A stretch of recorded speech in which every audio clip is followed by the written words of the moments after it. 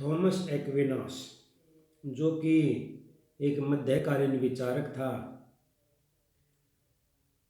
इसके राजनीतिक विचारों को हम इस लेक्चर में पढ़ेंगे। इससे पहले हमने सेंट ऑगस्टाइन को पढ़ा था, जो 300-400 ईस्वी के आसपास इसका कार्यकाल रहा था। उसके लगभग 800-900 सालों के बाद सेंट थॉमस एक्विनास ने अपने विचार दिए। हालांकि इस बीच में बहुत से विचारकों के अपने विचार रहे हैं जो मध्यकालीन विचारक थे, लेकिन हम मुख्य रूप से मध्यकाल में दो ही विचारकों को पढ़ते हैं। यही अपने सिलेबस में भी शामिल किए गए हैं, सेंट ऑगस्टाइन और थॉमस एक्विनास। जो थॉमस एक्विनास भी ईसाई धर्म से संबंधित था, यानी कि उसका वो भी एक संत था। उसकी भी ये विचार जो हैं वो ईसाई धर्म के इर्द गिर्द घूमते हैं। थॉमस एक्विनास सिसिली में इसका जन्म हुआ, एक नोबल परिवार से था, और इसका जो जीवन काल 1225 से लेकर 1274 तक रहा, और ये पेरिस यूनिवर्सिटी में थियोलॉजी के प्रोफेसर भी नियुक्त हुए।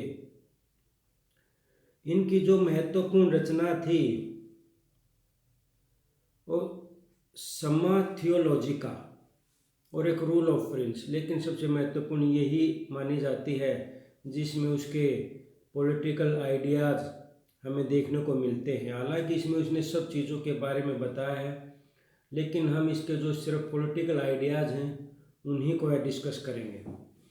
इसका सबसे महत्वपूर्ण योगदान या सबसे महत्वपूर्ण जो फोकस रहा है, जो हम इसके पूरे चिंतन में देखेंगे, वो ये था कि उसने जो एरिस्टोटल्स के और जो ग्रीक आइडियाज़ थे, जिनको क्रिश्चियनिटी आने के बाद क्रिश्चियनिटी के खिलाफ मान लिया गया था और उन पर प्रतिबंध लगा दिया गया था मध्यकाल में, फिर थॉमस एक्विनास के समय में कई विचारकों ने उनको दोबारा से उनका विचार करना उन पर शुरू किया। और थॉमस एक्विनास ने ये साबित करने का प्रयास किया कि जो चर्च के जो सिद्धांत है या चर्च के जो नियम हैं या ईसाई धर्म के जो नियम हैं, और जो अरिस्टोटल के या और जो ग्रीक विचारक थे, जैसे प्लेटो था, सुकरात था, अरिस्टोटल था, उनसे उनमें इनमें विरोधाभास नहीं है, वो एक दूसरे के पूरक है।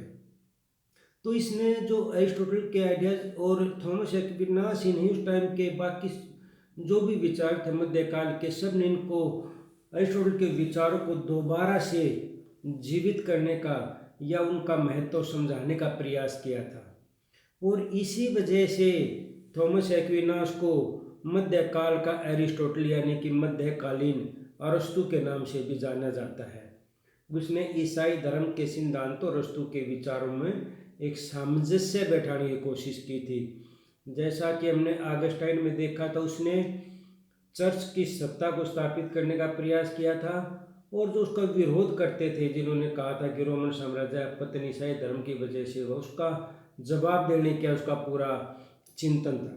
तो यहाँ इसका सारा चिंतन इसके इर्द गिर्द घूमेगा कि इसने ग्रीक आइडियोलॉजीज, ग्रीक आइडियाज़ और जो क्रिश्चियन आइडियाज़, इनको मिलाने का या इनके बीच में सामंजस्य स्थापित करने का प्रयास एक्विनास ने किया था। अब देखते हैं कि एक्विनास के क्या क्या विचार थे। सबसे पहले उसके विचार थे कि एम ऑफ ह्यूमन बीइंग, कि आदमी के जीवन का उद्देश्य क्या है। ये अरिस्टोटल को समर्थन भी करता रहा है और उससे आगे भी बढ़ता रहा है। अरिस्टोटल के टाइम पर जो ग्रीक विचारक थे, जिसमें अरिस्टोटल भी था, उसने ये कहा था कि बौद्धिक चिंतन आदमी के जीवन का सर्वोच्च लक्ष्य है। बौद्धिक चिंतन के माध्यम से ही आदमी अपने जीवन में मुक्ति पा सकता है या अपने जीवन को सुधार सकता है। तो उनके लिए बौद्धिक चिंतन सर्वोच्च था। तो एक्विनास ने ये कहा कि ठीक है, बौद्धिक चिंतन एक अच्छी बात है, लेकिन उससे भी ऊपर एक चीज है। उसने कहा था soul is supreme than the reason, कि आत्मा जो है वो विवेक से ऊपर है। और आदमी के जीवन का लक्ष्य बौद्धिक चिंतन नहीं होना चाहिए, सर्वोच्च लक्ष्य नहीं है, बल्कि उसके emancipation of soul is supreme aim, यानी कि आत्मा की मुक्ति, जैसे कि मोक्ष प्राप्त करना, जो कि हमारे भी शास्त्रों में कहा गया है कि जीवन का लक्ष्य क्या है, ये जीवन मरण से मुक्ति पाना, यानी कि मोक्ष प्राप्त कर लेना, आत्मा को बिल्कुल मुक्त कर देना, जीवन के चक्कर से मुक्त कर देना। बिल्कुल ऐसे ही विचार एक्विनास ने कहे कि मनुष्य के जीवन का जो लक्ष्य है वो आत्मा की मुक्ति है, यानी कि आत्मा को शरीर से मुक्त करवाना है, उसको मोक्ष देना है। इंटेलेक्चुअल थिंकिंग नहीं है, जैसा कि ग्रीक फिलोसफर कहते थे। ग्रीक फिलोसफर ये माना था कि बौद्धिक चिंतन ही आदमी के जीवन का सर्वोच्च लक्ष्य है। तो एक्विनास ने कहा कि अरस्तु ने ठीक कहा था कि बौद्धिक चिंतन का महत्व है, लेकिन अरस्तु इस जो हमारे लौकिक जीवन से ऊपर की बात है उसको नहीं देख पाया था, अलौकिक या धार्मिक जीवन को नहीं देख पाया था, आत्मा की मुक्ति को नहीं देख पाया था, जो कि आदमी के जीवन का सर्वोच्च लक्ष्य होना चाहिए। तो उसकी नज़रों में आदमी के जीवन का सर्वोच्च लक्ष्य है कि मुक्ति पाना, मोक्ष प्राप्त करना, आत्मा की मुक्ति। अब नॉलेज के बारे में भी उसके विचार इसी से संबंधित हैं कि नॉलेज, उसने कहा कि faith is superior to reason. Greek विचारकों के लिए, फिलोसफर्स के लिए सबसे सुप्रीम था रीजन, यानी कि विवेक, आदमी की बुद्धि, बौद्धिक चिंतन। लेकिन उसने कहा कि जो विश्वास है, जो फेथ है, जो श्रद्धा है, जो भगवान में श्रद्धा है, वो उससे भी ऊपर है। Reason is supreme to comprehend the phenomena. ठीक है, जो फिनोमिना जो दर्शक उसको समझने के लिए रीजन ठीक है, लेकिन जो उसने कहा एक्विनास ने कि अरस्तु सिर्फ लौकिक जीवन को ही देख पाया, वो सिर्फ यही देख पाया कि हमारे जो संसार में क्या है, वो पारलौकिक संसार को नहीं देख पाया, जबकि संसार लौकिक और पारलौकिक दोनों से मिलकर बनता है। और उसमें उसने कहा कि बौद्धिक चिंतन सर्वोच्च नहीं है, नॉलेज उसी से नहीं मिलती, बल्कि नॉलेज जो मिलती है वो श्रद्धा से मिलती है। ज्ञान, वैसा ज्ञान जो हमें प्रभु का ज्ञान होता है, या हमने प्रभु से हमारा मिलन होता है, भगवान से मिलन होता है, उसको उसने सर्वोच्च ज्ञान बताया। जैसे कि हमारे भी शास्त्र में है कि परमात्मा को जानना ही सर्वोच्च ज्ञान है। ये जो लौकिक ज्ञान है, जो हमें सेकुलर जो हमारा नॉलेज है, ये हमारा लिमिटेड ज्ञान है। पूर्ण ज्ञान कब मिलता है? जब हमें परमात्मा का ज्ञान हो जाता है या परमात्मा से मिलन हो जाता है। तो यहाँ भी जो एक्विनास ने ये कहा है कि श्रद्धा से जो हमें सर्वोच्च, विश्वास से जो हमें ज्ञान मिलता है वो सर्वोच्च ज्ञान है। बुद्धि से मिलने वाला ज्ञान हमारा सर्वोच्च ज्ञान नहीं है। तो यहाँ भी ये बिल्कुल इसके विचार जो हैं वो धार्मिक विचारों के इर्द गिर्द घूमते हैं।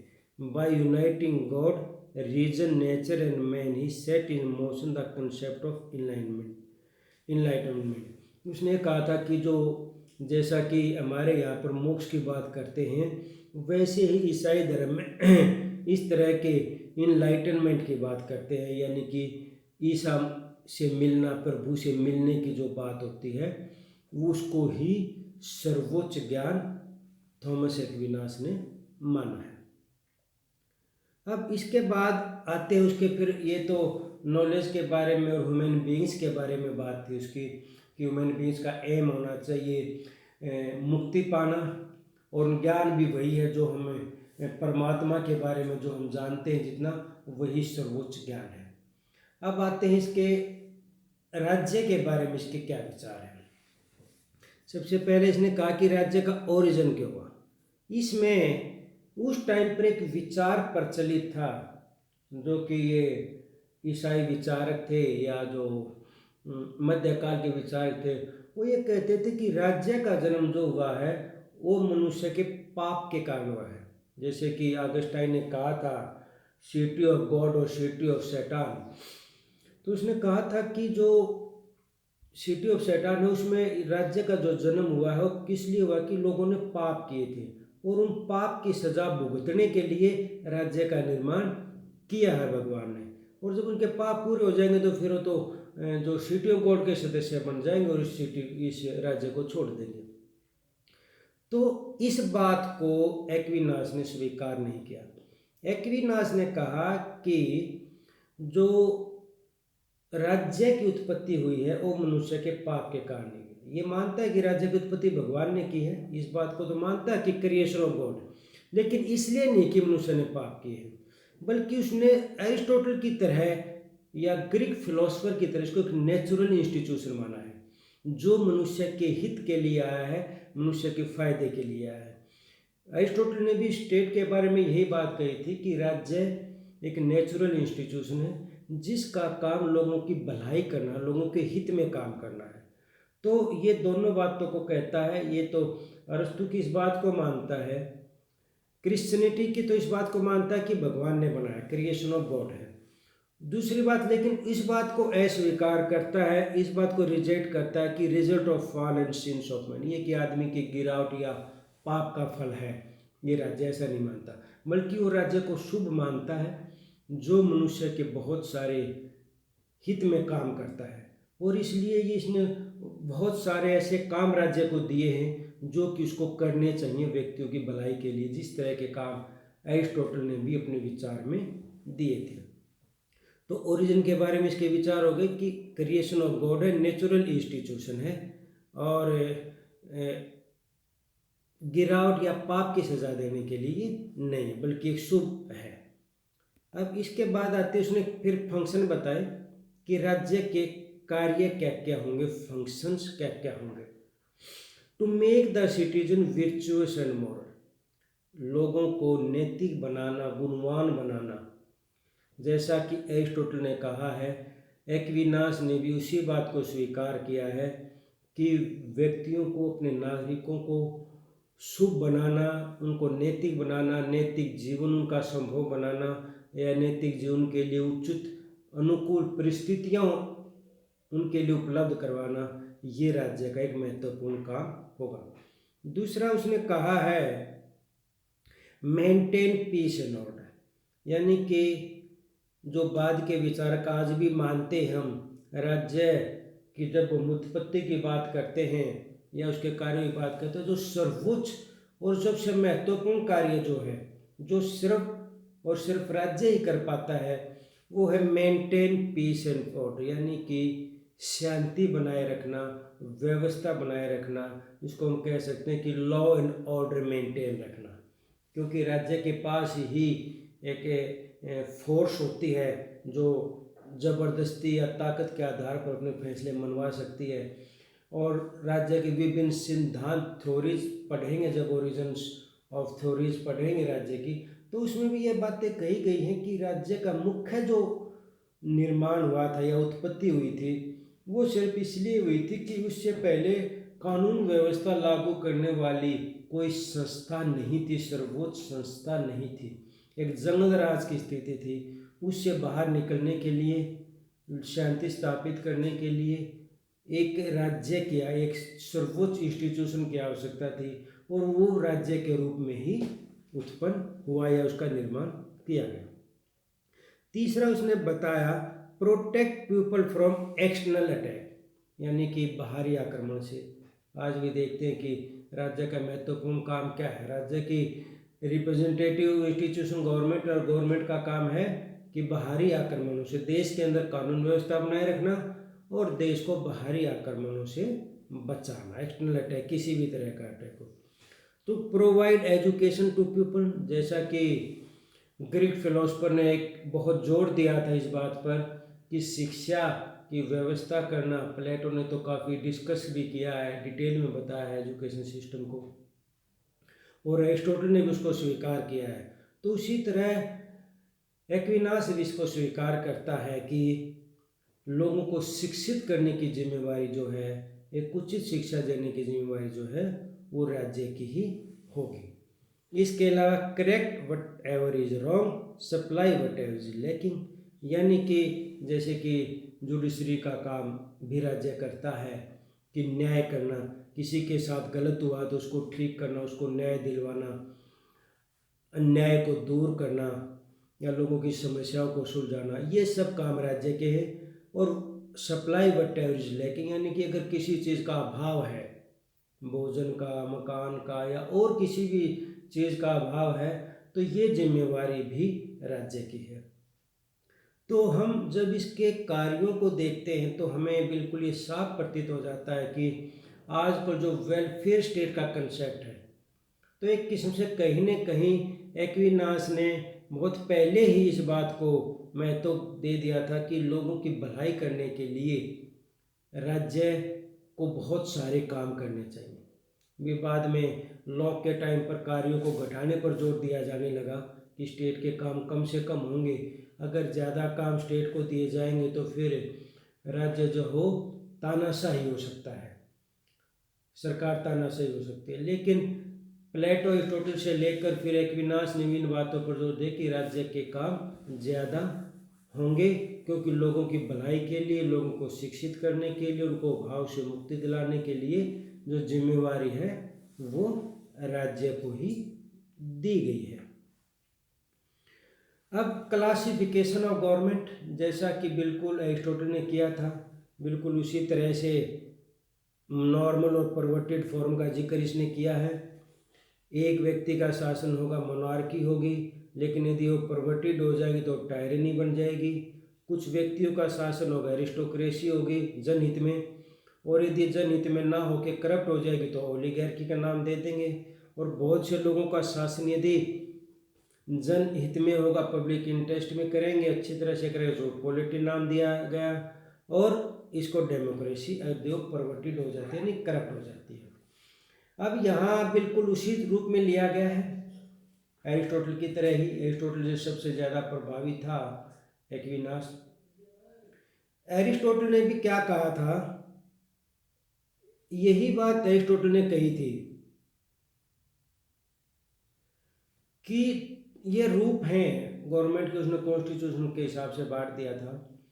और एरिस्टोटल का भी मानना था कि जो सर्वोच्च है, जो बेहतर है, वो मोनार्की है। लेकिन उसने लगा कि अच्छे शासक नहीं मिल पाते, तो उसने फिर पॉलिटी को स्वीकार कर लिया था, कि पॉलिटी को उसने एक्सेप्ट कर लिया था, भी चलो अभी पॉलिटी है, और पॉलिटी को उसने बेहतर माना था। उसी तरह एक्विनास भी मोनार्की को ही बेस्ट फॉर्म मानता है, वो पॉलिटी का जिक्र नहीं करता, और मोनार्की को ही सपोर्ट करता है पूरी तरह से, और कहता है सबसे बेस्ट जो गवर्नमेंट हो सकती है, बेस्ट फॉर्म ऑफ गवर्नमेंट जो हो सकती है वो मोनार्की ही है। उसने मोनार्की को जस्टिफाई करने की भी कोशिश की है कई आधारों पर। सबसे पहला तो उसने कहा कि only it can establish unity, यानी कि सिर्फ मोनार्की में ही यूनिटी हो सकती है, किसी और टाइप में यूनिटी देश के अंदर या राज्य के अंदर नहीं रहेगी, बल्कि उसमें विखंडन आ जाएगा। फिर उसने इसको जस्टिफाई दूसरे आधार पर भी करने की कोशिश की है कि all natural institution are Bible, जो नेचुरल इंस्टीट्यूशन है, जैसे शरीर में एक आत्मा है, शरीर में एक माइंड है जो कंट्रोल करता है शरीर को, या पूरी दुनिया को चलाने वाला सिर्फ एक भगवान है। तो इस तरह से ऐसे उदाहरण देकर वो जस्टिफाई करने की कोशिश करता है कि reason rule by the soul, यानी कि आत्मा रूल करती है। तो ये जस्टिफाई करने की कोशिश करता है कि एक प्रकृति का ही ऐसा नियम है कि एक सिंगल एलिमेंट कोई शासन करेगा तो ही व्यवस्था ठीक रहेगी, नहीं तो फिर अव्यवस्था बन जाएगी। तो उसने ये कहा था कि मोनार्की ही बेस्ट फॉर्म है गवर्नमेंट की। Government is an art, and art is reflection of nature which is ruled by one. एक आर्ट है, कला है, और ये कला हमें प्रकृति में भी दिखाई देती है, और उसी से हमें यह आभास होता है कि जो प्रकृति को जैसे भगवान चलाता है, नेचर अपने ढंग से काम करती है, तो उसी तरह से गवर्नमेंट है वो भी एक मोनार्क के द्वारा ही बेहतर ढंग से काम कर सकती है। फिर उसने अपने समय के कुछ एक्सपीरियंस भी देखे, और कुछ ऐसे शासक रहे होंगे जो साम्राज्य, पहले अच्छे अच्छे राजा रहे होंगे जिन्होंने राज्य को विकसित किया या राज्य को मजबूत बनाया, और जहाँ पर एक व्यक्ति का शासन नहीं रहा वहाँ पे अव्यवस्था फैलनी शुरू हो गई। तो उसके टाइम के अपने एक्सपीरियंस थे, तो ये कहता है इन एक्सपीरियंस के आधार पर भी हम कह सकते हैं कि मोनार्की ही बेहतर फॉर्म है गवर्नमेंट की। तो एक किस्म से उसने दूसरी किसी फॉर्म को जैसे पॉलिटी वगैरह को सपोर्ट नहीं किया, बल्कि हालांकि एरिस्टोटल ने भी बिल्कुल यही माना था। एरिस्टोटल का भी मानना यही था कि मोनार्की ही बेहतर है, और तो उसने मजबूरी में स्वीकार किया था पॉलिटी को, जब उसको ये लगा कि अच्छे शासक मिलना मुश्किल होता है कई बार। अब एक खतरा होता है, जैसे कि एरिस्टोटल ने भी कहा था कि टायरनी में बदल सकती है, यानी कि उसने जैसे मोनार्की एक व्यक्ति का शासन है, टायरनी भी एक व्यक्ति का शासन है, लेकिन उसमें मोनार्की पब्लिक इंटरेस्ट में है, और जो करप्ट हो जाते हैं तो उसको टायरनी का नाम दिया जाता है। तो उसने कहा ये हमेशा खतरा रहता है कि जो शासक होता है वो तानाशाह या फिर करप्ट होने लग जाता है, क्योंकि उसके पास बहुत ज़्यादा शक्ति होती है। अब किसी भी मोनार्की को करप्ट होने से कैसे रोका जा सकता है, तो इसके लिए जो उसने बात कही उसको रोकने के लिए कि उसको कैसे रोका जा सकता है, तो उसने कुछ सुझाव दिए। भाई ये काम किएंगे तो हम मोनार्की को मोनार्की ही रहने देंगे, फिर वो टायरनी नहीं बन पाएगी। सबसे पहला तो इनइक्वलिटी शुड बी एलिमिनेटेड। लोगों में सरकार के प्रति विरोध होता है या शासक के प्रति विरोध होता है, तब होता है जब असमानता होती है। एक तो असमानता समाज में समाप्त करनी चाहिए। Monarch should be responsible to God and his subject. जो मोनार्क है वो अपनी जनता के प्रति, उसकी रिस्पॉन्सिबिलिटी जनता के प्रति भी होनी चाहिए और भगवान के प्रति भी होनी चाहिए। अगर भगवान के प्रति रिस्पॉन्सिबिलिटी रखेगा तो अनैतिक या पाप के काम नहीं करेगा, जनहित में हमेशा काम करेगा। और जनता के प्रति रिस्पॉन्सिबिलिटी होगी तो भी वो जनहित में ही रहेगा। तो टायरनी में जब चेंज होता है मोनार्क, जब वो किसी के प्रति रिस्पॉन्सिबिलिटी अपनी नहीं मानता, वो अपनी मनमानी करता है, वो किसी के प्रति जवाबदेही अपनी नहीं रखता। लेकिन यदि भगवान के प्रति वो ईमानदार रहेगा, जनता के प्रति ईमानदार रहेगा, जवाबदेह रहेगा, तो फिर वो एक अच्छा शासक बनेगा। उसने 2 लिमिटेशन लगाई हैं मोनार्क पर, एक सबॉर्डिनेट टू पोप, एक people have the power to dispose tyrant. एक तो पोप के दिन रहेगा, यानी कि आगे आगे हम देखेंगे जैसे चर्च और राज्य के संबंधों की बात है तो वहाँ भी ये चर्च को सर्वोच्च मानता है, जैसे कि बाकी और विचारक मानते हैं। तो यहाँ भी ये कहता है कि वो पोप यानी कि जो उनका सबसे बड़ा धार्मिक गुरु है, जो रोम में जो चर्च है उसका सबसे बड़ा गुरु पोप की उपाधि उसको दी जाती है, कि उसके अधीन रहेगा, यानी कि उसकी आदेशों का या उनके नियमों की अवहेलना नहीं करेगा। और दूसरा प्रतिबंध शासक पर क्या रहेगा कि यदि वो टायरन होने की कोशिश करता है, यानी कि अगर वो आतंकी शासन स्थापित करने की कोशिश करता तो जनता को उससे हटा देना चाहिए, उसके खिलाफ विद्रोह कर देना चाहिए। ये सिर्फ ये 2 लिमिटेशन है। इस लिमिटेशन के अलावा उस पर और कोई प्रतिबंध एक्विनास नहीं लगाता, फिर उसको बिल्कुल एब्सोल्यूट पावर देता। भाई अब आप शासक पर और कोई प्रतिबंध नहीं, अगर ये 2 तरह से वो इनके लिमिट में रहकर यदि काम करता है। लेकिन ये कहता है कि उसको अपनी जो एक्सरसाइज अथॉरिटी की जो एक्सरसाइज करना है वो लॉ के अनुसार करना चाहिए। लॉ के बारे में इसने डिटेल में बताया है, 4 टाइप के लॉज की बात कही है, वो हम आगे पढ़ेंगे उसमें। तो उसने कहा था कि नियम के अनुसार या कानून के अनुसार ही उसको अपनी सत्ता का प्रयोग करना चाहिए, मनमाने तरीके से नहीं करना चाहिए। अगर मनमाने तरीके से करने लगेगा तो फिर वो करप्ट हो जाएगा और टायरनी में चेंज हो जाएगा वो शासन। Consider office as trust of community. अपने ऑफिस को ये ना समझे कि मैं इनका मालिक बन गया, बल्कि ये समझे मैं इनका ट्रस्टी हूँ, एक सेवक हूँ, कि मुझे ये शासन मिला है या राजा बनो तो जनता की सेवा के लिए, ना कि जनता पर जुल्म डालने के लिए या जनता पर अपनी मनमानी चलाने के लिए या जनता का शोषण करने के लिए। यदि वो इस तरह का विचार रखेगा, सोचेगा अपने ऑफिस के बारे में कि एक ट्रस्टी के रूप में काम करेगा, तो बेहतर काम कर पाएगा और एक मोनार्क टायरनी में तब्दील नहीं होगा। Monarch should promote common good not to take away property. उसको जैसे एरिस्टोटल कहता है कि राज्य कॉमन गुड के लिए ही होता है, यानी कि नागरिकों के जनता के हित के लिए होता है, लोगों के शुभ के लिए ही होता है, वो उसको लोगों की प्रॉपर्टी या और उसकी जो पारिवारिक संपत्ति है या उसके जो अधिकार में और चीज़ें हैं उनको छीनने का प्रयास जो है वो शासक को नहीं करना चाहिए। अगर इन बातों का ध्यान रखा जाएगा तो फिर ये मानना है एक्विनास का कि वो जो राज्य है, जो मोनार्क है, वो टायरनी में चेंज नहीं होगा। तो ये जो बातें थी ये एक्विनास के राज्य के बारे में, नॉलेज के बारे में, ह्यूमन लाइफ के एम के बारे में जो बातें थी। अब इसकी जो चर्च के साथ इसके संबंध हैं और या इसके लॉ के बारे में इसने जो 4 टाइप्स के लॉज बताए हैं या सोनिटी के बारे में जो विचार है ये हम इसके दूसरे पार्ट में करेंगे। धन्यवाद।